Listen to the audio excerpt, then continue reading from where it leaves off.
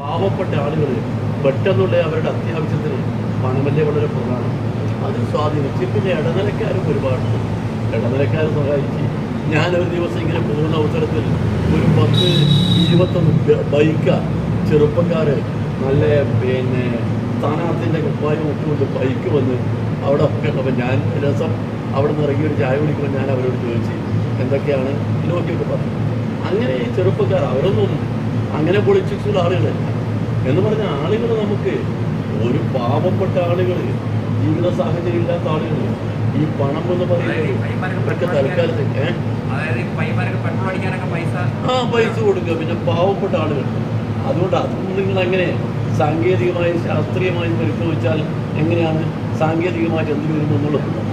സ്ഥാനാർത്ഥി London കോടീശ്വരന്മാരായിരുന്നു, London ഗഡാരിന്മാരായിരുന്നു. ഇവരിൽ ആരാണ് ഈ പർച്ചേസിന് കൂടുതൽ പണം ചിലവഴിച്ചത്? ആരാണ് ആർക്കും കൂടുതൽ പണം പമ്പ് ചെയ്തുകൊണ്ട് വോട്ടിനെ സ്വാധീനിച്ചത്? അത് രണ്ടുപേരും വളരെ മോശക്കാരല്ല. നിങ്ങളത് രണ്ടുപേരും മോശക്കാരില്ല. അവർ തമ്മിലുള്ള തർക്കം ഉണ്ടായിരുന്നല്ലോ.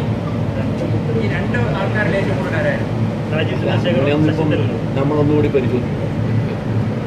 രണ്ടുപേരും മോശക്കാരല്ല. അതിലാരാണ് കൂടുതൽ കുറവ് എന്നുള്ള അളവ് കുറവ് നമ്മുടെ കയ്യിലില്ല.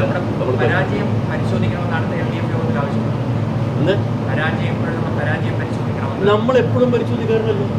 ഓരോ തെരഞ്ഞെടുപ്പിലും നമുക്ക് എവിടെയാണ് വീക്ക്നെസ്, എന്തുകൊണ്ട് സംഭവിച്ചെന്നുള്ളത് കൃത്യമായി പരിശോധിക്കാറുണ്ട്. ഇനിയും പരിശോധിക്കും. കാരണം നമ്മൾ പരിശോധിക്കേണ്ട ആളുകളില്ലേ. കാരണം കേരളത്തിലെ ജനങ്ങൾ ഏറ്റവും കൂടുതൽ വിശ്വസിക്കുന്ന പ്രസ്ഥാനം ഇടതുപക്ഷ പ്രസ്ഥാനത്തെ. ആ പ്രസ്ഥാനം അതുപോലുള്ള സംഭവം ഉണ്ടായാൽ നമ്മൾ കൃത്യമായി പരിശോധിക്കും. നമ്മൾ വളരെ താഴെയും പോയി പരിശോധിക്കും. ആ പരിശോധനയിൽ നിന്നും ഒരു വിട്ടുവീഴ്ച ഉണ്ടാവില്ല.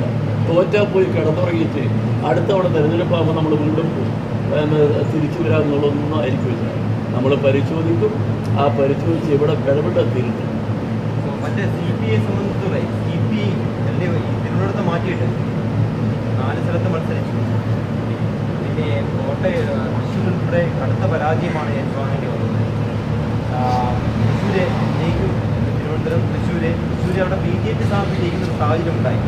അപ്പോൾ വലിയൊരു പാർട്ടിക്ക് മൊത്തത്തിലൊരു തിരിച്ചടി. നമുക്ക് കേരളത്തിൽ ഈ കഴിഞ്ഞവണ നമ്മളെ പാർലമെൻറ്റിലേക്ക് കഴിഞ്ഞവണ നിങ്ങൾക്ക് ഓർമ്മയുണ്ടല്ലോ. പാർലമെൻറ്റ് നമ്മൾ പരമാവധി പരിശ്രമിച്ചിട്ടുണ്ട്. നമ്മൾ ഗ്രാസ് റൂട്ട് ലെവലിൽ വർക്ക് ചെയ്തിട്ടുണ്ട്.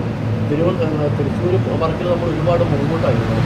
പക്ഷെ എന്ത് വന്നാലും ഇതുപോലൊരു സാഹചര്യത്തിൽ രക്ഷപ്പെട്ടു വരണ്ടേ? നിങ്ങൾ രക്ഷപ്പെട്ടു വരണ്ടേ? അതിനുള്ള തന്ത്രങ്ങൾ നമ്മൾ ഇനിയും നോക്കും. നമ്മൾ മനുഷ്യരുടെ രീതിയിൽ അനുഭവമാണ് നമ്മുടെ ഗുരുനാഥന്മാർ. നമ്മൾ പരിശോധിക്കും. ലോക്സഭയിലേക്ക് കേരളം കൂടുതൽ പ്രാതിനിധ്യമില്ലാതെ